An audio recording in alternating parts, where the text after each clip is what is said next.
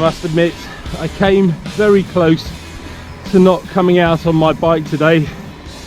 The weather looks like it's going to rain, it's windy, it's cold, I'm feeling a bit lazy and lethargic.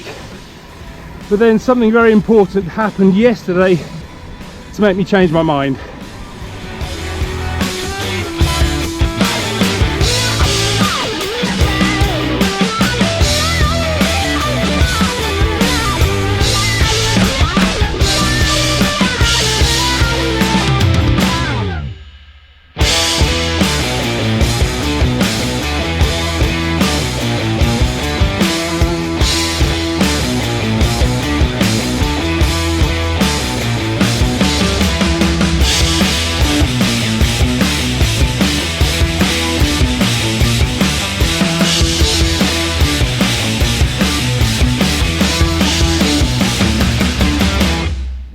Yesterday, I and the rest of my Team Axiom club mates said a final farewell to one of our cycling chums, a chap called Andy.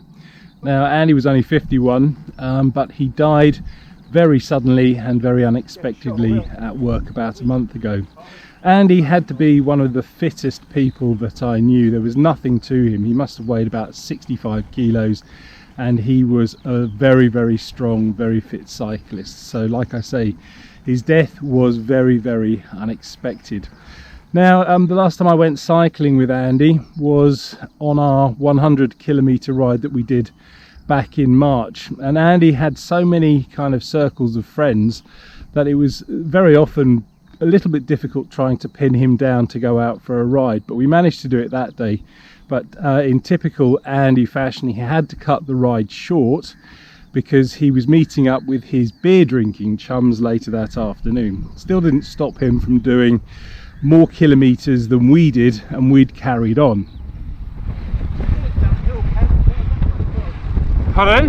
Because I had that one as well. Oh yeah, you rode up that, didn't you? Yeah. One of my fondest memories of Andy was when we rode the Paris Hailing together back in 2005. Now, if you don't know what that is, it's a ride from Hailing Island here in Hampshire to Paris and back again. It's over 5 days and it covers about 500 kilometres. Now, back then in 2015, GPS navigation on your cycling computer wasn't really a thing. And we had literally route notes written down on pieces of paper, and Andy was reading those off and directing us and telling us which road to take and which road not to take and everything, and he did an absolutely amazing job. And I think if it wasn't for Andy doing the navigation back then, I think I'd still be lost somewhere halfway between here and China, still looking for Paris.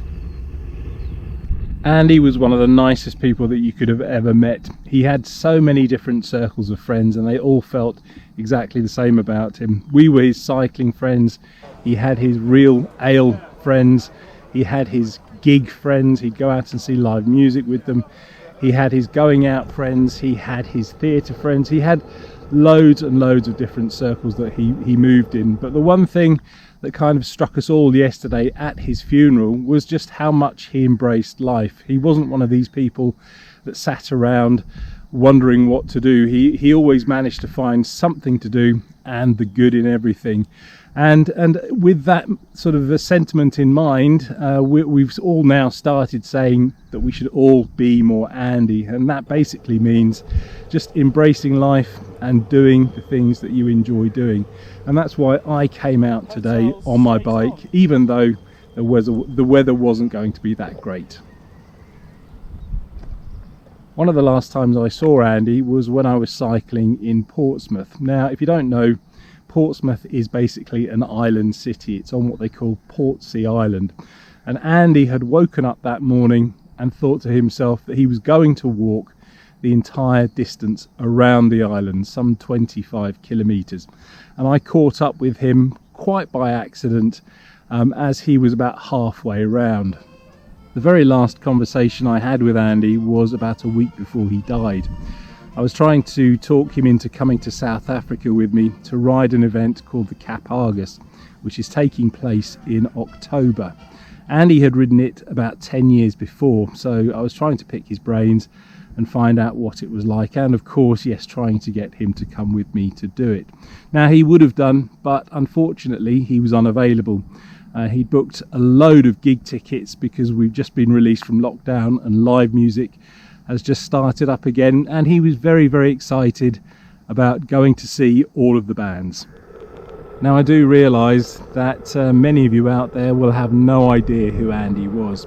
So what does this mean for you? Well, I think Andy's legacy to me and basically to everyone should be, be more Andy. Go out there, enjoy yourself, do the things that you enjoy doing them. Don't think about them, just enjoy them and just do them.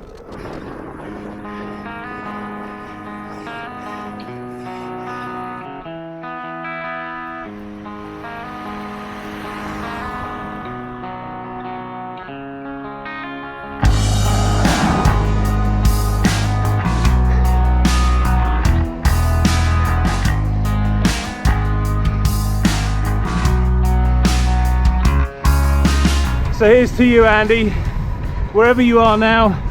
I hope the roads are smooth, the beer is good, the music is loud and live, and the wind will always be at your back.